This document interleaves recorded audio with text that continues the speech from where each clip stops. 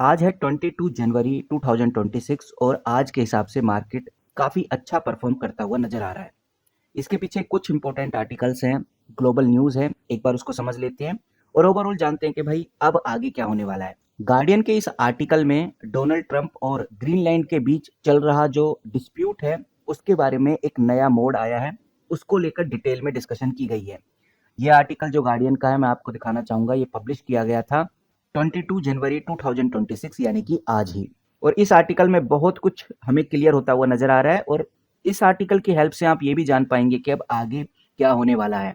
कौन सी वो खबरें हैं जो अब हमें ध्यान रखकर चलनी है, मार्केट किस तरह का परफॉर्म अप कर सकता है। इस आर्टिकल के मुताबिक हम ये कह सकते हैं कि ट्रंप ने फ्यूचर डील का एक फ्रेमवर्क अनाउंस किया है, जिससे ओवरऑल इंडियन मार्केट और जो ग्लोबल मार्केट है इसकी टेंशन थोड़ी कम जरूर हुई है।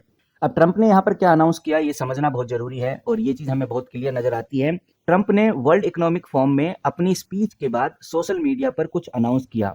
ये अनाउंसमेंट ग्रीनलैंड को लेकर है।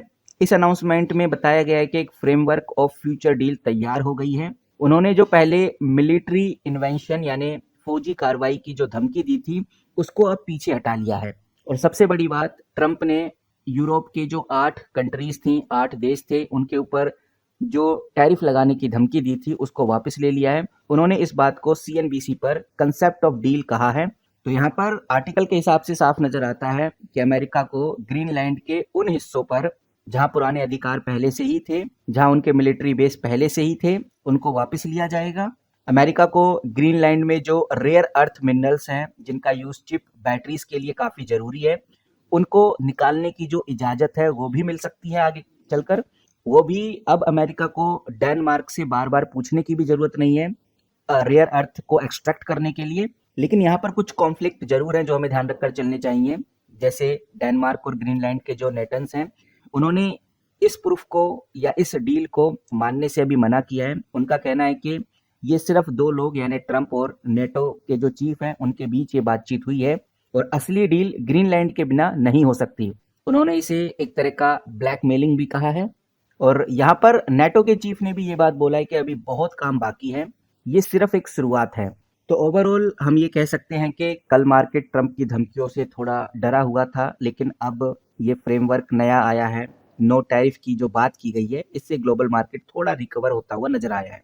जो कल एक डर बना हुआ था ट्रेड वॉर की वजह से, और कल इवनिंग में जिस तरह से मार्केट ने रिकवर किया वो रिकवरी शायद आज भी जारी रहने वाली है।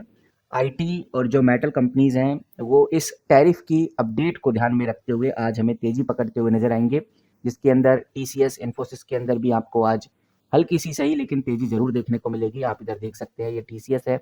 अगर हम इन्फोसिस देखते हैं, इन्फोसिस में भी आपको आज सेम सिनेरियो देखने को मिलेगा। और जो गोल्ड है, गोल्ड की कीमत जिस डर की वजह से तेजी से बढ़ रही थी, अब वो थोड़ा स्टेबल होता हुआ नजर आएगा। तो कह सकते हैं कि ट्रंप ने एक कदम पीछे हटाकर दुनिया को थोड़ी सांस लेने की जगह दी है, लेकिन अभी भी असली डील बहुत दूर है। मार्केट अभी के लिए थोड़ा खुश हो सकता है लेकिन ट्रेड वॉर अभी टला नहीं है। और जिस तरह से ट्रंप पीछे हटे हैं और जिस तरह से गोल्ड के प्राइस धीरे धीरे नीचे या स्टेबल होते हुए नजर आ रहे हैं, ये बात बहुत क्लियर इशारा कर रही है कि इन्वेस्टर्स फिर से मार्केट में एंट्री ले रहे हैं। आईटी और डिफेंस स्टॉक्स में आपको फिर से तेजी देखने को मिलेगी, बेहतर परफॉर्मेंस देखने को मिलेंगे। बाकी देखते हैं कि भाई अगली अपडेट हमें क्या देखने को मिलती है, किस तरह के बदलाव देखने को मिलते हैं। जैसे ही सिल्वर या गोल्ड से रिलेटेड कोई अपडेट आती है, कोई बड़ी न्यूज़ आती है, तो आपके साथ जरूर शेयर करूंगा। चैनल के साथ बने रहिए, मार्केट में क्या चल रहा है उसके बारे में हम इसी तरह से डिस्कस करते रहते हैं। मिलते हैं किसी नई वीडियो के साथ, तब तक के लिए take care and good bye.